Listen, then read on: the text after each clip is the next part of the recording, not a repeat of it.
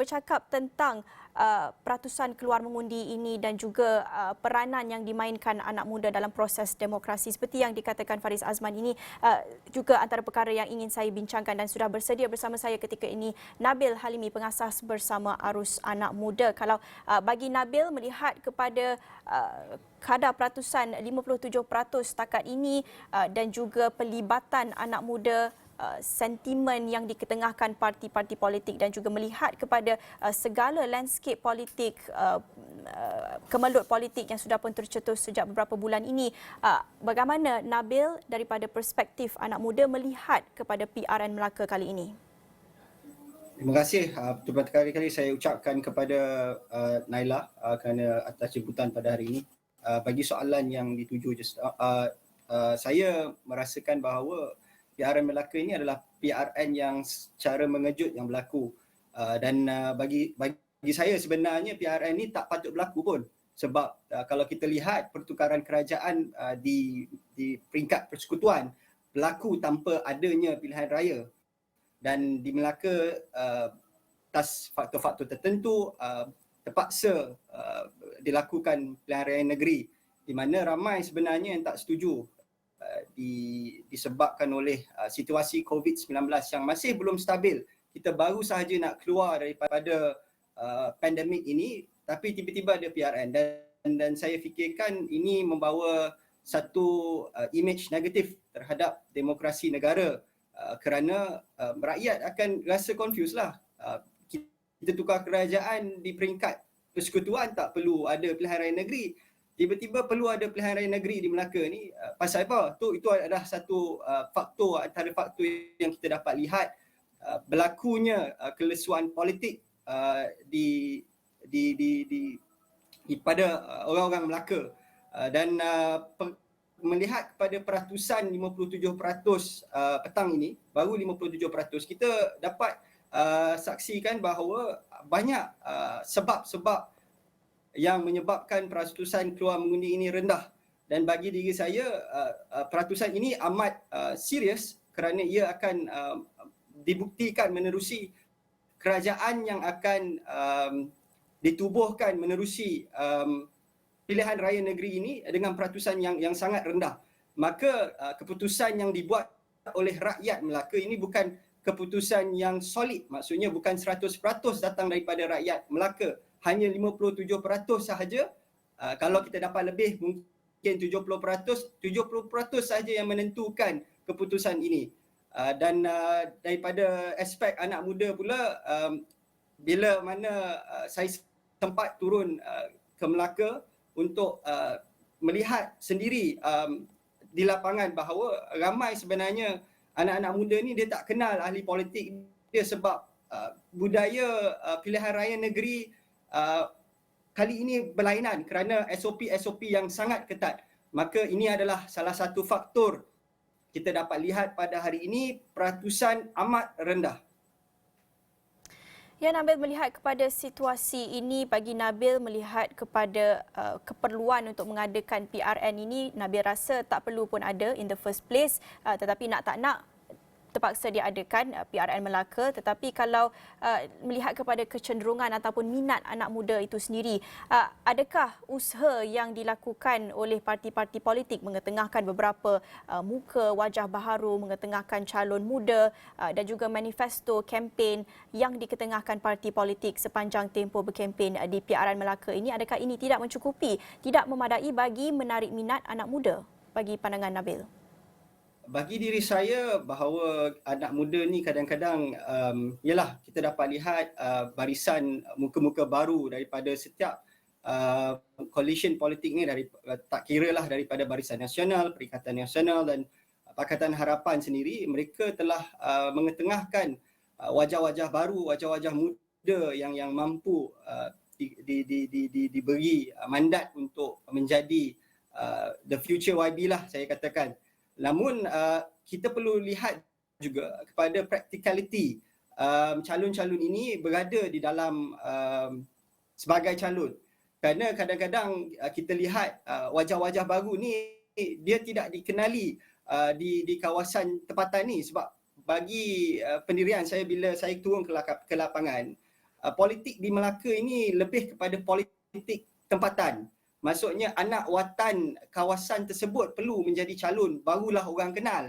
Dan kadang-kadang bila ada setengah parti politik meletakkan wajah baru yang sebelum ini tidak pernah melakukan grassroots mereka di situ, maka kadang-kadang kita letak calon muda ini sebagai how do I say, feel good factor sahaja menerusi parti-parti politik ini. Tapi tidak mengapa. Bagi saya, bila mana parti politik sekarang berani meletakkan orang muda, ia telah meletakkan maksudnya how do I say, rating kepada politik Malaysia bahawa kita perlu berani ketengahkan orang muda ni untuk menjadi calon. Kira kalau kalah pun tak apa, kerana masa masih panjang, mereka ada masa untuk mendapatkan sokongan dan kepercayaan rakyat tempatan di Melaka di masa akan datang ataupun di pilihan raya yang akan datang kalau mereka kalah di pilihan raya negeri ini. Nabil melihat kepada persaingan PRN Melaka ini, dan kalau kita nak menuju ke arah PRN Sarawak itu mungkin tidak, kita nak melihat kepada situasi PRU15, PRU akan datang. Kalau melihat kepada kempen, manifesto dan sentimen yang diketengahkan parti-parti politik ketika PRN ini, mungkin bagi Nabil melihat banyak politik tempatan yang dikemukakan ketika ini. Tetapi kalau nak menuju ke arah PRU selepas ini, bagi perspektif anak muda, bagaimana untuk kita mengatasi isu-isu kelesuan politik yang kebanyakan anak muda sudah pun muak melihat kepada budaya melompat parti dan juga sentimen-sentimen lama yang masih lagi digunakan parti-parti politik. Bagaimana Nabil melihat perlu adanya budaya politik ataupun pembaharuan, ataupun Nabil mungkin sedikit optimis melihat kepada PRN Melaka ini ada sedikit pembaharuan, dan apa lessons learned untuk kita bergerak ke hadapan?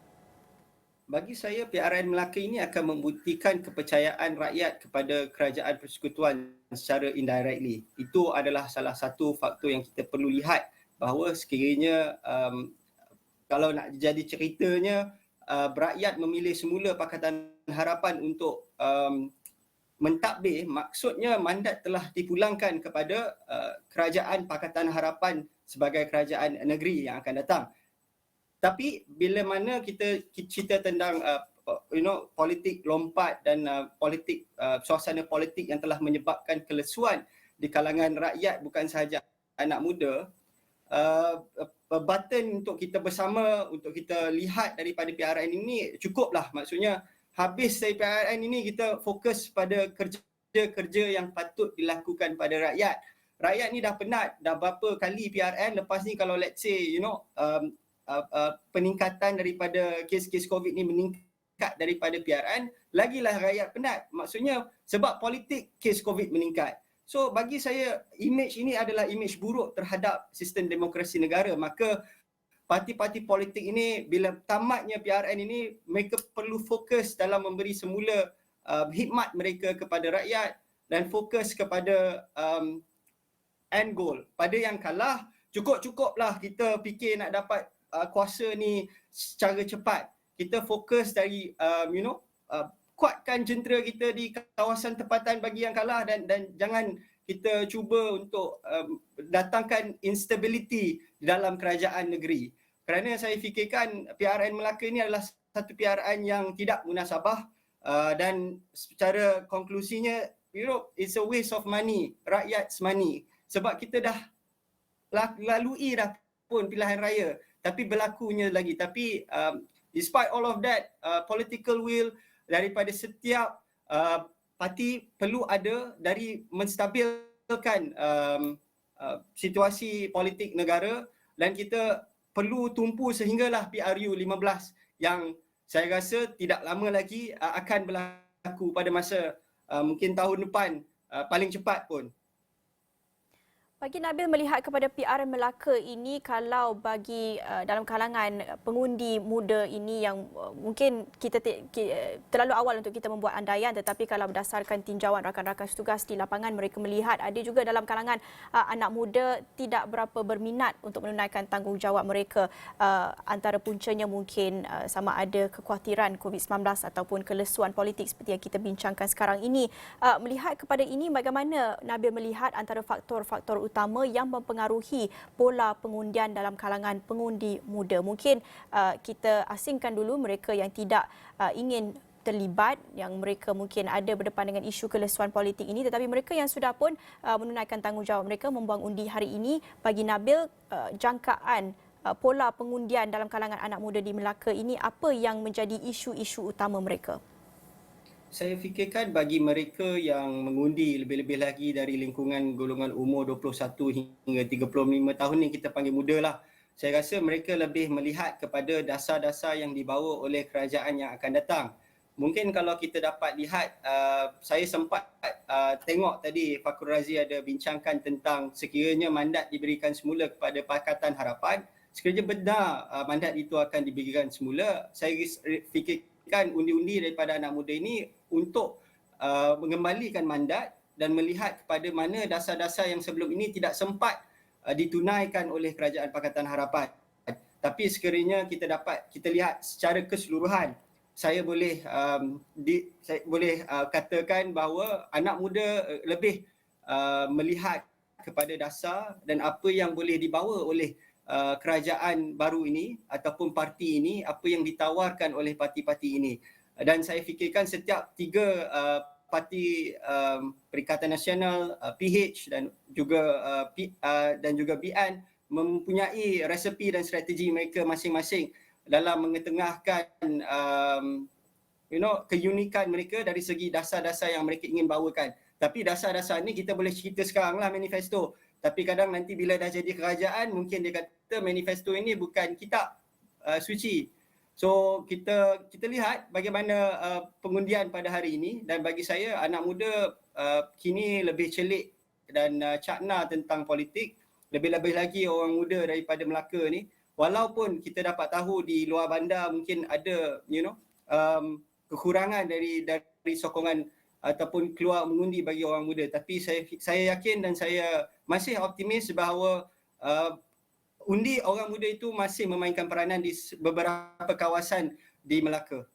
Okey Nabil, akhir sekali, bergerak ke hadapan, kita melihat kepada PRU akan datang, pastinya dinamika politik akan berbeza, terutamanya apabila kita menjangkakan undi 18 akan dilaksanakan dalam masa terdekat, dikatakan selewat-lewatnya pada hujung tahun ini. Jadi pandangan Nabil, apa menjadi pengajaran utama buat parti-parti politik untuk menarik perhatian anak-anak muda ini untuk mengembalikan kepercayaan mereka supaya dapat mengatasi isu political fatigue dalam kalangan anak muda ini? Apa yang perlu ditawarkan parti politik buat anak muda?